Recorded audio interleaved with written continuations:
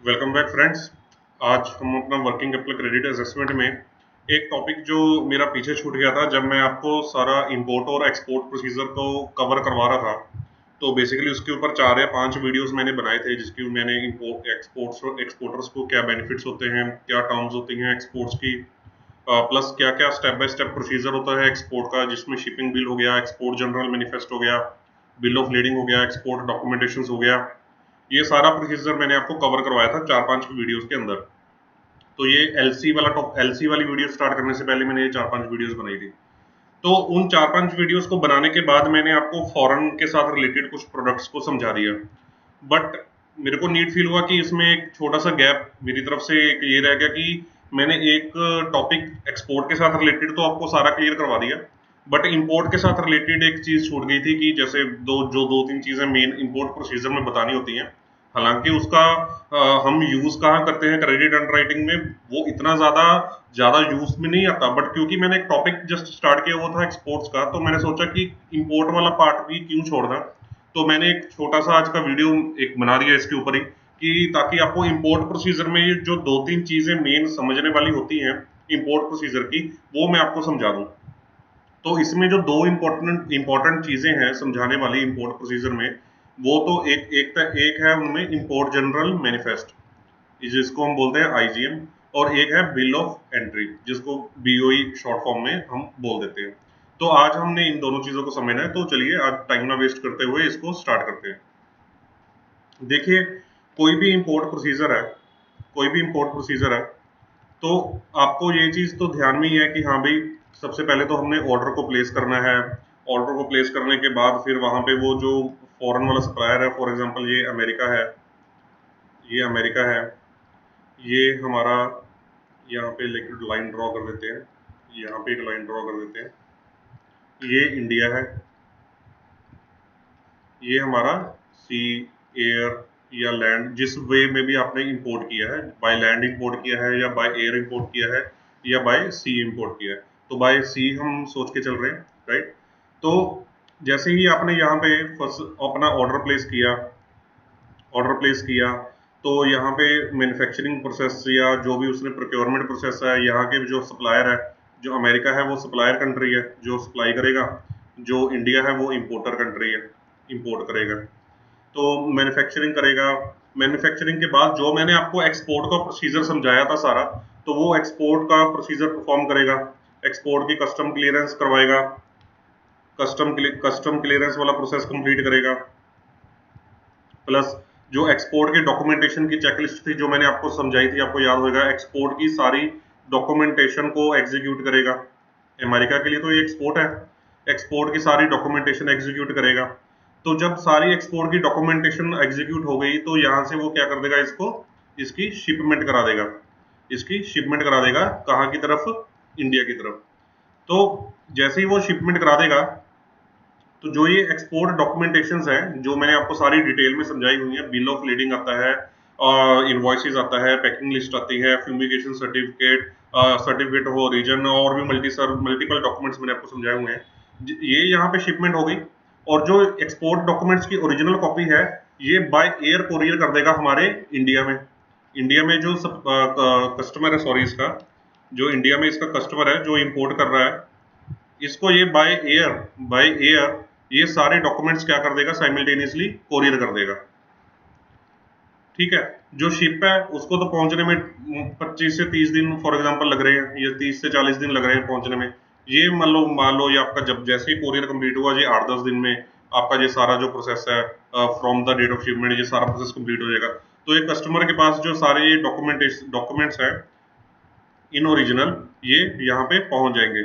और इनके बीच payments terms कैसे सेटल होंगी, उसके लिए मैंने सेपरेट लेक्चर बना दिया था आपके सामने, कि एलसी में सेटल कर सकते हैं, डीपी पे सेटल कर सकते हैं, किसी भी तरह ये डॉक्यूमेंट्स बैंक टू बैंक भी भेजे जा सकते हैं, डायरेक्ट भी भेजे जा सकते हैं। ये मैं ऑलरेडी आपको एक्सपोर्ट प्रोसीजर में कवर करवा चुका हूं, तो उनको दोबारा समझाने की जरूरत नहीं है, क्योंकि वो स्टेप सारा चाहे अमेरिका की डायरेक्शन से देख ले, चाहे आप इंडिया की डायरेक्शन से देख ले, ये जो प्रोसेस है ये सेम ही रहना है।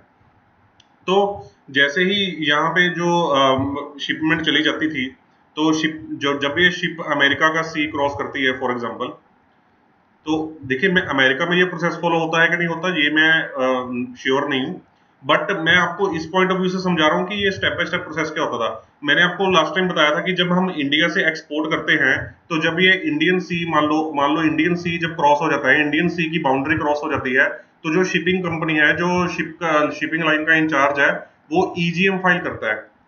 ईजीएम फाइल करता है।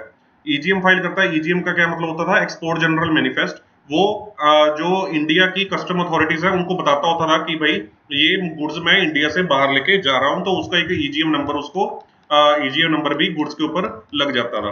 तो अमेरिका का मेरे को नहीं पता कि अमेरिका ये प्रोसीजर फॉलो करता कि नहीं करता। चलो खैर, मैं आपको जस्ट रिमाइंड करा रहा था कि जब एक्सपोर्ट होता था, जब शिपमेंट इंडियन पोर्ट क्रॉस कर जाता था, सॉरी, इंडियन का सी की बाउंड्री क्रॉस कर जाता था, तो ईजीएम फाइल होता था।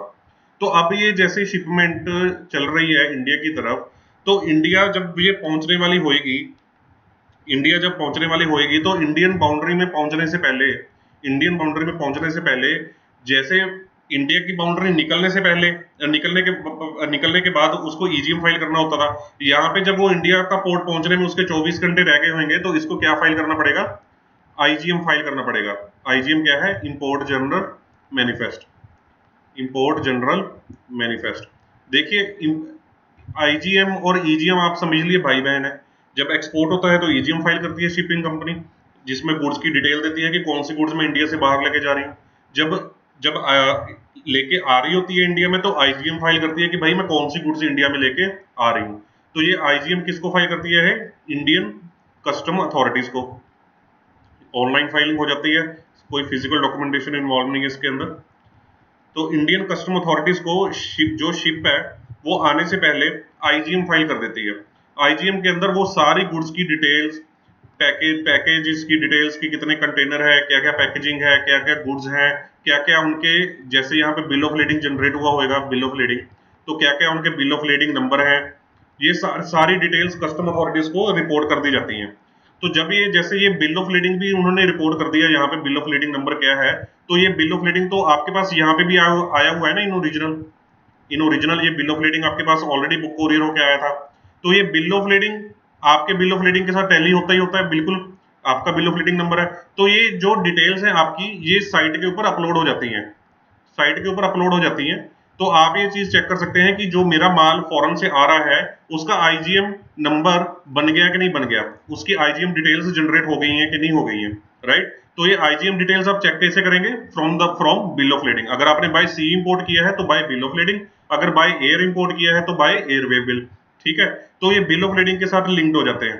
तो इंडियन कस्टम अथॉरिटीज को ये इंटीमेट कर देती है शिपिंग कंपनी कि भाई ये गुड्स मैं इंडिया में लेके आ रही हूँ, और कस्टम अथॉरिटीज इसको आपके बिल ऑफ लेडिंग के साथ टैग करके आपके ऑनलाइन पोर्टल में ये रिफ्लेक्ट करने लग जाएगा कि भाई ये गुड्स आपकी आनी चाहिए। अब इसमें आपको ये ध्यान में रखना होता है कि जो ये डिटेल्स फाइल हुई हैं आईजीएम के अंदर, जो ये डिटेल्स फाइल्स हुई हैं आईजीएम के अंदर, that should tally with the goods that you are actually importing, या that should tally with the details that are contained in your documents.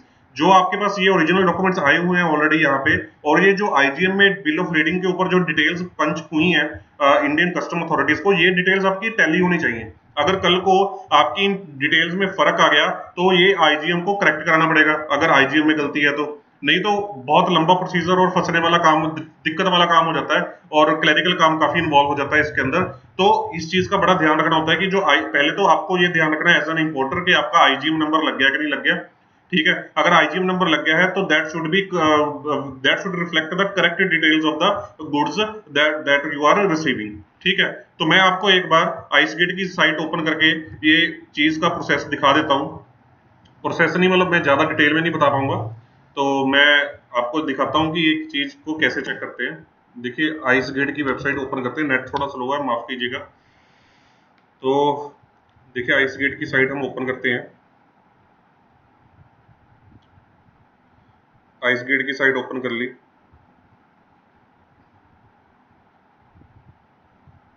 अब हमने यहाँ पे जाना है पब्लिक इंक्वायरीज में। पब्लिक इंक्वायरीज में गए। पब्लिक इंक्वायरीज में हमने जाना है डॉक्यूमेंट स्टेटस में। डॉक्यूमेंट स्टेटस पे गए, उस पे ऊपर क्लिक किया हमने, तो साइट 2 मिनट ले रही है स्टार्ट होने में।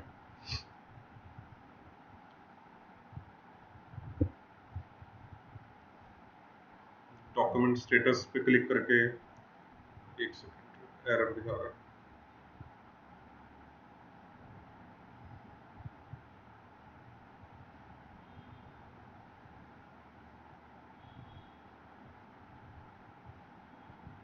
डॉक्यूमेंट स्टेटस,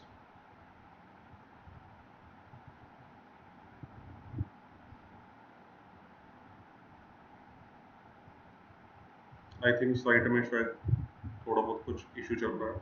नहीं, डॉक्यूमेंट स्टेटस पे क्लिक कर लिया। अब ये देखिए यहाँ पे आपका आ गया, अगर बाय एयर इंपोर्ट है तो एयर आईजीएम आ गया, अगर बाय सी है तो सी आईजीएम आ गया। तो फॉर एग्जांपल अगर हम सी आईजीएम पे क्लिक करते हैं, सी आईजीएम पे क्लिक करते हैं, तो यहाँ पे आपको अपना पोर्ट का नाम डालना है कि कौन से पोर्ट पे आपका इंपोर्ट हुआ है। फॉर एग्जांपल अगर गोवा पोर्ट पे इंपोर्ट हुआ है तो यहाँ पे आपको अपना बीएल नंबर डालना है। अब बीएल नंबर कहाँ से मिलेगा आपको? बीएल नंबर मिलेगा जो ये आपके पास ओरिजिनल डॉक्यूमेंट्स आपको कोरियर, आपको या आपके बैंक को कोरियर हो चुके हैं, ठीक है, तो वो ओरिजिनल डॉक्यूमेंट्स के थ्रू आपको आपका बीएल नंबर मिल जाएगा। तो ये बीएल नंबर यहाँ पे डालेंगे, आप अपनी ये कैप्चा वाला इमेजेस डालेंगे और सबमिट करेंगे, तो आपके पास आपके, अगर आपका आईजीएम फाइल हो चुका हुआ तो आपके पास आपके आईजीएम की सारी डिटेल्स यहाँ पे रिफ्लेक्ट कर जाएंगी। तो इस तरह से हम आईजीएम को चेक करते हैं। तो आईजीएम फाइल हो गया। अब आईजीएम फाइल हो गया तो आपको ये समझ में आ गया कि आईजीएम एक इंटीमेशन है कस्टम अथॉरिटीज को, और इसकी इंपॉर्टेंस ये है कि आईजीएम नंबर, अगर जब तक आईजीएम नंबर आपका नहीं लगेगा तब तक आपका इंपोर्ट का प्रोसीजर कंप्लीट ही नहीं हो पाएगा। आईजीएम नंबर आपके गुड्स के ऊपर लगना बहुत जरूरी है। ये एक इंडियन कस्टम्स को इंटीमेशन, ये अपडेट होना उनके सिस्टम में बहुत ज्यादा मैंडेटरी और जरूरी है। ठीक है, तो अब क्या होएगा देखिए, अब मैं थोड़ा सा और साफ साफ बनाता हूँ इस चीज को। देखिए फॉर एग्जांपल अमेरिका है, यहाँ पे अमेरिका है, ये इंडिया है, ये दोनों के बीच हम बाउंड्री डिफरेंशिएट कर देते हैं। ये फॉर एग्जांपल सी लेवल है, हमारा सी है, तो यहाँ पे जो एक्सपोर्ट हुआ था, जो ये शिप यहाँ पे आ गई थी, जो ये शिपिंग कंपनी यहाँ पे आ गई थी, ये इंडियन कस्टम अथॉरिटीज है, इंडियन कस्टम अथॉरिटीज है।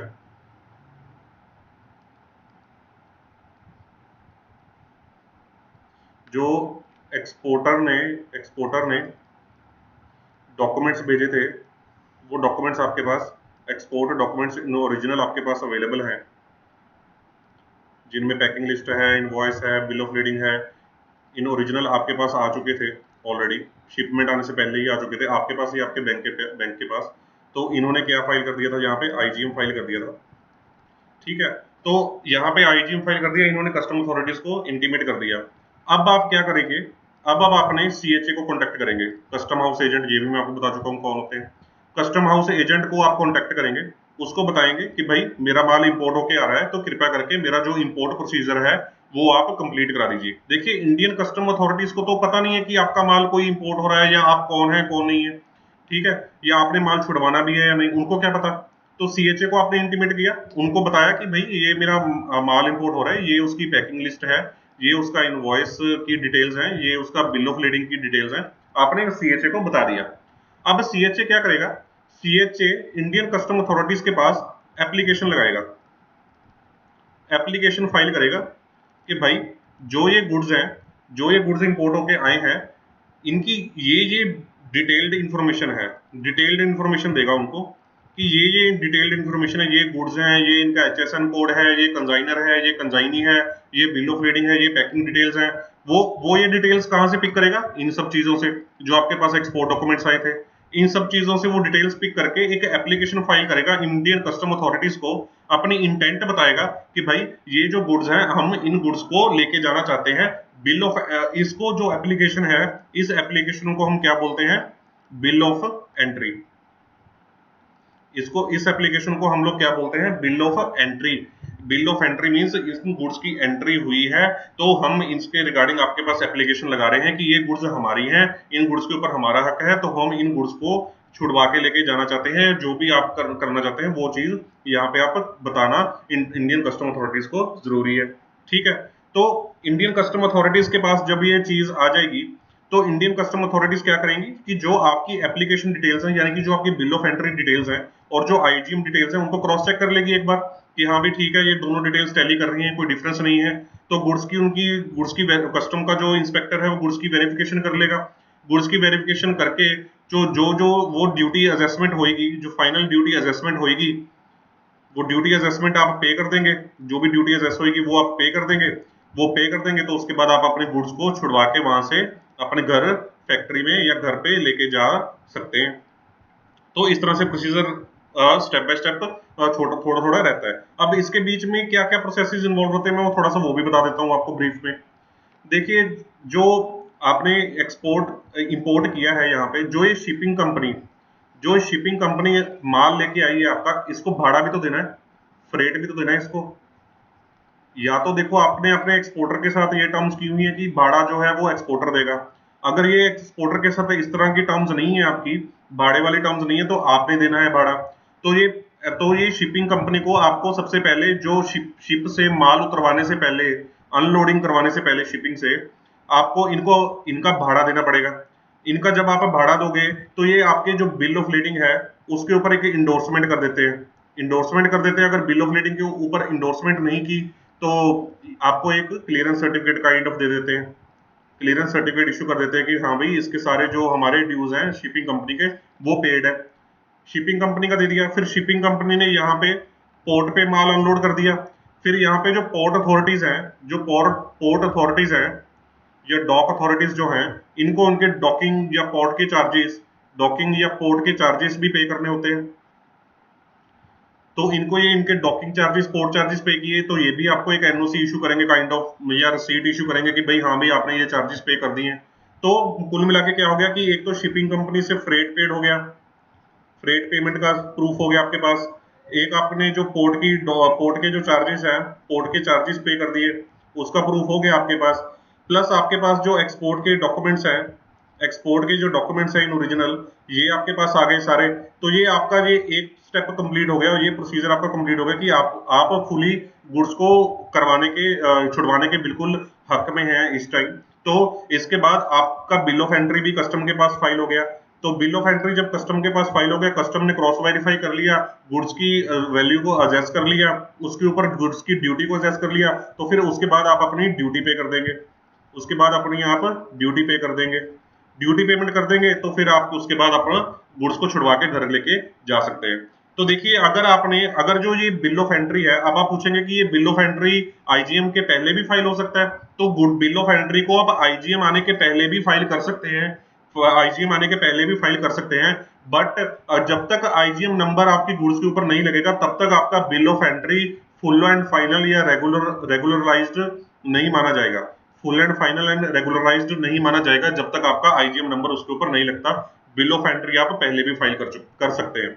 तो देखिए, कई कस्टम अथॉरिटीज में देखिए, इंपोर्ट को गवर्नमेंट प्रमोट नहीं करती। गवर्नमेंट नहीं चाहती कि आप इंपोर्ट करें। गवर्नमेंट कहती है मेक इन इंडिया करो, इंडिया में बनाओ, बाहर से मत मंगाओ, क्योंकि फॉरेन एक्सचेंज का आउटफ्लो होता है और भारत की इकोनॉमी को नुकसान है इंपोर्ट करने का। तो इंपोर्ट प्रोसीजर में कस्टम अथॉरिटीज बहुत सख्त होती हैं। अगर आपने कुछ ना कुछ गड़बड़ कर दी, कोई घपला घोटाला करने की कोशिश करी, तो भाई बहुत ज्यादा आपके ऊपर स्ट्रिक्ट एक्शंस उसके ऊपर आ सकते हैं। अब गड़बड़ घोटाला क्या हो सकता है? गड़बड़ घोटाला ये हो सकता है कि जो गुड्स की एक्चुअल वैल्यू है, आपके ऊपर इंपोर्ट ड्यूटी लगनी है, आपने टैक्स पे करना है, तो आपने जो गुड्स की जो एक्चुअल वैल्यू है, उसको उसकी जो वैल्यू होनी चाहिए थी, उस जो आपने बिल ऑफ एंट्री में डिक्लेयर किया, वो लोअर वैल्यू डिक्लेयर कर दी ताकि लोअर वैल्यू के ऊपर आपको कम टैक्स लगे। तो इस चीज में कस्टम अथॉरिटीज को अगर पकड़ में आ गया, उनकी असेसमेंट में इस चीज को पकड़ में आ गई ये चीज, तो कल को आपके ऊपर बहुत स्ट्रिक्ट पेनल्टीज लग सकती हैं। एनीथिंग जो आपने बिल ऑफ एंट्री में डिक्लेयर नहीं किया, अगर आपने बिल ऑफ एंट्री में कुछ डिक्लेयर नहीं किया, तो वो मान लीजिए आपने 9 कंटेनर मंगवाए हैं, आपने बिल ऑफ एंट्री में 8 कंटेनर डिक्लेयर कर दिए, 9वां कंटेनर डिक्लेयर नहीं किया, तो वो 9वां कंटेनर ये माना जाएगा कि स्मगल्ड कंटेनर है। Anything which is not declared in bill of entry is considered as smuggled goods, कि जो भारत में आप बिना बताए, बिना इंटीमेट किए भारत में लेके आना चाह रहे हैं, वो स्मगलिंग ही तो होती है, तो वो स्मगल्ड गुड्स मानी जाती हैं। तो इस तरह से भी आपको बच के रहना है कि हाँ भाई ठीक है, आप कल को ये चीज की गलती ना हो। कल को आपको HSN कोड में आप शैतानी मत कीजिए गुड्स का HSN कोड सेलेक्ट करने में। देखिए फॉर एग्जांपल मैंने एक दो लोगों से मैंने बात करी थी जो, या मैं यूट्यूब पे भी कुछ लोगों की और वीडियोस मैंने देखी थी, तो उसमें मैंने पाया था कि देखिए, तो उसमें को कई लोग बता रहे थे कि भाई जैसे फॉर एग्जांपल पेन ड्राइव है या कोई गुड्स है, उसके साथ मिलता जुलता कोई और एचएसएन है, एचएसएन जैसे कोई यूएसबी ड्राइव है या कुछ भी ऐसा मिलता जुलता प्रोडक्ट है, तो उसके अंदर ड्यूटी किसी और एचएसएन कोड में कम है, एचएसएन कोड में ज्यादा है, आपने दूसरे एचएसएन में डाल दिया पर वो आपको डालना नहीं चाहिए था, तो ये गड़बड़ी कर रहे हो आप, तो पकड़ में आ गया तो आप फंस जाओगे इस चीज के। तो इलीगल काम नहीं करना है हमको, ईमानदारी से काम करना है हमको, किसी चीज में इस चक्कर में फंसना बिल्कुल भी नहीं है। तो ये चीज का आप ध्यान रखिएगा आईजीएम और बिल ऑफ एंट्री के केस में।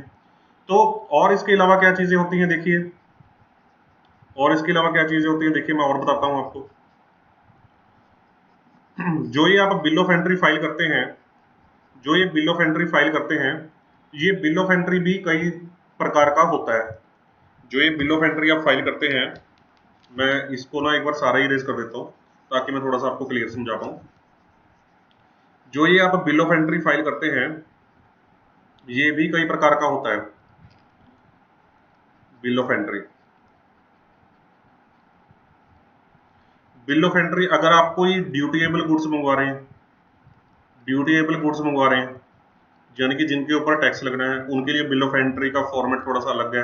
अगर बिल ऑफ एंट्री आप नॉन ड्यूटीएबल गुड्स मंगवा रहे हैं, नॉन ड्यूटीएबल गुड्स मंगवा रहे हैं जिनके ऊपर टैक्स नहीं है, तो उसके लिए बिल ऑफ एंट्री अलग है। अगर बिल ऑफ एंट्री आप for the purpose of export मंगवा रहे हैं, फॉर एग्जांपल आपने गुड्स को यहाँ पे इंपोर्ट कर लिया, गुड्स को इंडियन पोर्ट पे इंपोर्ट कर लिया, अब यहाँ पे आपने क्या करना है कि इंडियन पोर्ट से आपको छुड़वा के आपने फैक्ट्री नहीं लेके जाना, आपकी गुड्स अमेरिका से आई हैं, आपने यहाँ से इंडियन पोर्ट से इसको यहाँ से बाहर के बाहर ही ऑस्ट्रेलिया भेज देना है, यहाँ से बाहर के बाहर ही आपको ऑस्ट्रेलिया भेजना है गुड्स को। मतलब इंडिया में आई, पोर्ट में आपने पोर्ट से बाहर नहीं निकाला, उसको छुड़वाया नहीं गुड्स को, और वहां से इंडिया से ही आपने वहां से ही एक्सपोर्ट कर दिया उसको ऑस्ट्रेलिया में, तो आपको bill of entry for the purpose of export है वो फाइल करना पड़ेगा। ठीक है, ये तीन ऑप्शन होगी बिल ऑफ एंट्री के अंदर। फर्दर ऑप्शन क्या होती है, फर्दर ऑप्शन क्या होती है कि यहाँ पे आपने बिल ऑफ एंट्री फाइल किया, बिल ऑफ एंट्री फाइल किया यहाँ पे, तो यहाँ पे आप क्या कर सकते हैं, आपके पास क्या ऑप्शन है, bill of entry for home consumption होता है, for home consumption. Bill of entry for home consumption का मीन्स कि अगर आप गुड्स को इंडियन कस्टम से छुड़वा के, इंडियन कस्टम से छुड़वा के आप अपने फैक्ट्री या घर में, होम कंजम्पशन मीन्स इंडिया में ही रखना चाहते हैं, इंडिया में ही लेके जाना चाहते हैं, चाहे आप उसको बेचें कुछ मर्जी करें या उसको as a consumable raw material use करें अपनी फर्दर मैन्युफैक्चरिंग के लिए, कुछ भी अगर आप उसको इंडिया में यूज करना चाहते हैं इंडिया के अंदर ही, तो आप bill of entry for home consumption file करेंगे। सेकंड सिनेरियो क्या होता है कि अगर आपने फॉर एग्जांपल गुड्स इंडिया में इंपोर्ट कर ली हैं, बट अभी आपके पास जो कस्टम ड्यूटी है, कस्टम ड्यूटी है, कस्टम ड्यूटी पे करने के पैसे नहीं है, जो कस्टम ड्यूटी पे करने के लिए पैसे नहीं है, फिर क्या करें, फिर आप क्या करें कि बिल ऑफ एंट्री, जो इनबाउंड बिल ऑफ एंट्री है, इनबाउंड बिल ऑफ एंट्री बोल देते हैं उसको, inbound bill of entry file कर दें। इनबाउंड बिल ऑफ एंट्री के अंदर क्या होता है कि आप बिल ऑफ एंट्री फाइल कर देंगे, बट आपको ड्यूटी पे करने की इमीडिएटली जरूरत नहीं है, ड्यूटी पे आप नहीं करेंगे। तो इसके अंदर क्या रहता है कि कस्टम अथॉरिटीज आपको गुड्स कस्टम एरिया से लेके बाहर जाने नहीं देगी, गुड्स आप छुड़वा के नहीं लेके जा सकते।